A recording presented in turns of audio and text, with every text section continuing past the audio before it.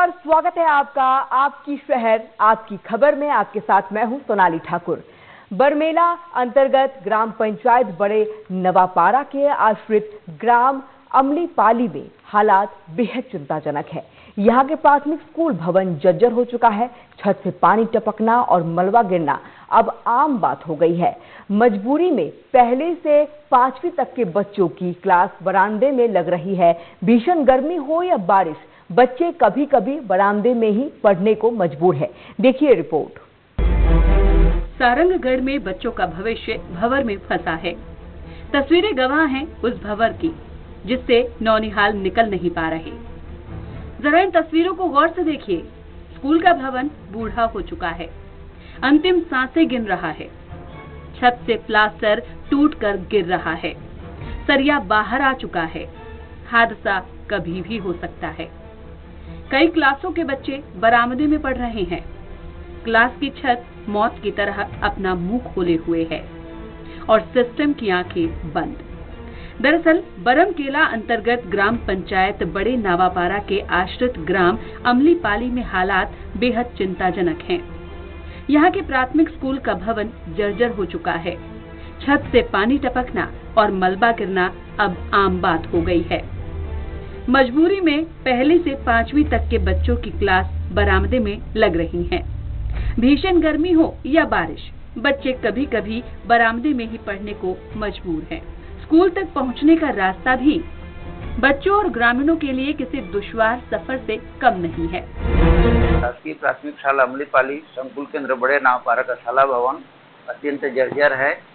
बरसात में छत से पानी टपकता है और छत का जो प्लास्टर है टुकड़ा टुकड़ा होकर नीचे गिर रहा है। इसके कारण कमरों में बच्चों को बिठाकर पढ़ाना असंभव कार्य है और बरामदा में हम लोग पढ़ा रहे हैं। यहाँ का रास्ता एकदम जर्जर है और ये कीचड़ से भरा हुआ है, तो बच्चों को और गुरुजनों को भी स्कूल आने में अत्यंत कठिनाई होती है, जिसको यहाँ के ग्रामीण जनता लोग भी इसके बारे में उच्च अधिकारी लोगों से पत्राचार किए हैं, लेकिन अभी तक इसका कुछ समाधान नहीं निकला है।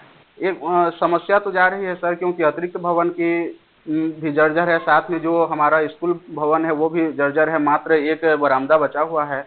कक्षा पहली से लेकर के 5वीं तक के बच्चों को एक ही क्लास में आप समझ सकते हैं किस तरह से। तो पर भी हम लोग अपने से जितना हो सके बच्चे लोगों को भरपूर लाभ पहुंचाने का प्रयत्न कर रहे हैं और आगे भी करते रहेंगे। हमारे रोड में बच्चे आने जाने के लिए नहीं बन रहा है, बहुत दिक्कत पड़ रहा है। बुता काम जाते हैं, बूढ़े लोग गिर भी जाते हैं, गाड़ी पीढ़ा नहीं चलता है, इसलिए शिकायत कर रहे हैं। और बहुत शिकायत दिए थे लेकिन नहीं हो पाया।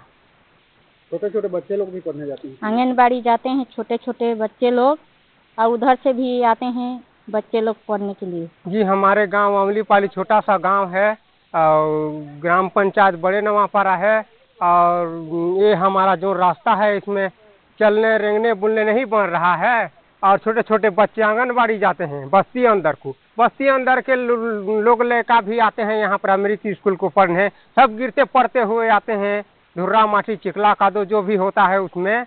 और गाड़ी में आने जाने वाले, साइकिल में बाइसिकल में आने जाने वाले सब गिर पड़ रहे हैं। 2-4 आदमी जन एक्सीडेंट भी हो गए हैं। फिर भी शिकायत दिए हैं इस रोड रास्ता को बनाइए बनाइए कहकर, फिर भी नहीं कर पा रहे हैं। जितने भी हैं सरपंच जो भी हैं अधिकारी और कितने बार शिकायत की हैं फिर भी नहीं हो पा रहा है। बस यही समस्या है। और हमारे स्कूल का छत भी टपक रहा है पानी वहाँ से, और थोड़ा थोड़ा धसक बिदर कर गिर रहा है। और हमारे अमलीपाली गांव में झट से ज़्यादा क्या बोलते हैं आवास योजना भी झट से नहीं निकल पा रहा है। बस यही तकलीफ है। और मैं अमलीपाली डिपापारा का निवासी हूँ और यहाँ पर मैं कई बार गिर चुका हूँ, समथिंग 4-5 बार। आप लोग मेरे पैर को देख सकते हैं। और इसके अलावा बच्चे लोग भी बस्ती को जाते हैं और हमारे गांव में आंगनबाड़ी नहीं है और बच्चे लोगों को आने जाने में भी दिक्कत हो रहा है। इसके चलते और कई समस्या हो रहे हैं रास्ते में आने जाने के लिए। क्या चाहते हैं तो, आप है ना, तो क्या बोलते हैं इसके कृपया थोड़ा ये आप लोग ध्यान दीजिए। अमलीपाली से बेरियल होकर डीपापारा स्कूल जाने वाली सड़क लगभग 2 से 3 किलोमीटर लंबी है, जहां से दीपापारा छोटे छोटे बच्चे आंगनबाड़ी बस्ती जाते हैं। वहां हर कदम मौत के साए में गुजरता है। पानी और कीचड़ से भरी ये सड़क अब रास्ता नहीं बल्कि जी का जंजाल बन चुकी है। कई बच्चे रोज फिसल कर गिरते हैं, किताबें और कपड़े खराब हो जाते हैं। अभिभावक हर सुबह बच्चों को स्कूल भेजते वक्त यही प्रार्थना करते हैं कि वो सुरक्षित लौट आएं।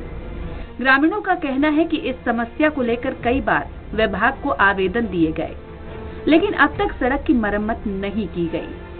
ग्रामीणों का सवाल है कि आखिर प्रशासन कब तक सोएगा? क्या किसी बड़ी दुर्घटना के बाद ही जिम्मेदारी का एहसास होगा? ग्रामीणों का कहना है कि अगर जल्द ही सड़क और स्कूल भवन की मरम्मत का काम शुरू नहीं हुआ तो वो आंदोलन के लिए मजबूर होंगे। फिलहाल गांव में चिंता यही है कि कब तक बच्चे इस मौत के रास्ते से होकर स्कूल पहुंचेंगे, जहां मौत की छत के नीचे पढ़ना पड़ता है, और कब प्रशासन इस समस्या का समाधान करेगा। Special desk, TV 27 news.